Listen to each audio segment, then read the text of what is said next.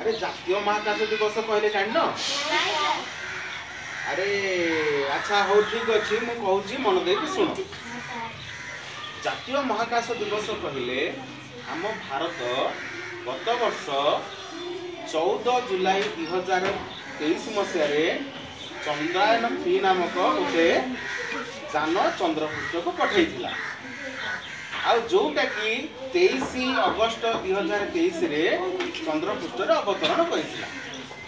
तेणु से दिनटा को मन रखापी आमे ये जातीय महाकाश दिवस पालन करुअछि। एटा आज सारा भारत रे सबु जगह पालन करा जाउछि। ए जो चंद्रायन-3 जाइथिला चंद्रायन-3 रो जो जानटी जाइथिला जानर नाम हला विक्रम ता ना हला कोन विक्रम एवं जो रोवर टी जाइथिला रोवर नाम हला प्रज्ञा।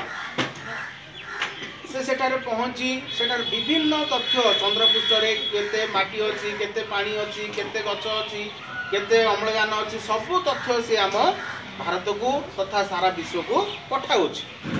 बुझिला तो आम जो चंद्रायन-3 जाइछि आमर तार ना होछि को संस्था जो महाकाश संस्थार नाम होछि इसरो ISRO अमेरिका रहला नासा।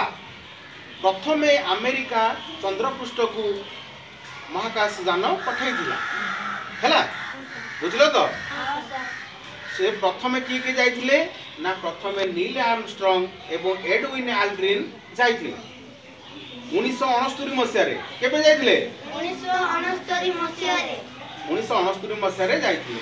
हमर जेतेबेले भारत रु जाइथिले हमर प्रथम महाकाशचारी को नाम होछि राकेश शर्मा ना कोन राकेश शर्मा प्रथमे जाइथिले।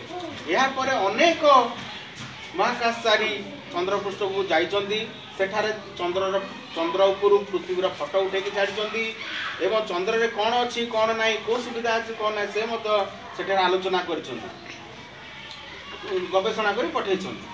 हमर भारत प्रथमे चंद्रायन-1 पठेइतिला।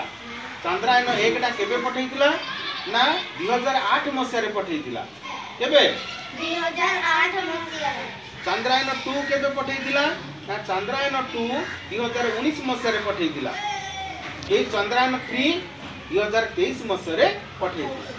तेणु ए जो दिवसटा को मन रखिया पई आमे जातीय महाकाश दिवस पालन करूअछि। एबे बुझि पाइलो तो जातीय महाकाश दिवस कोन? हां सर धन्यवाद।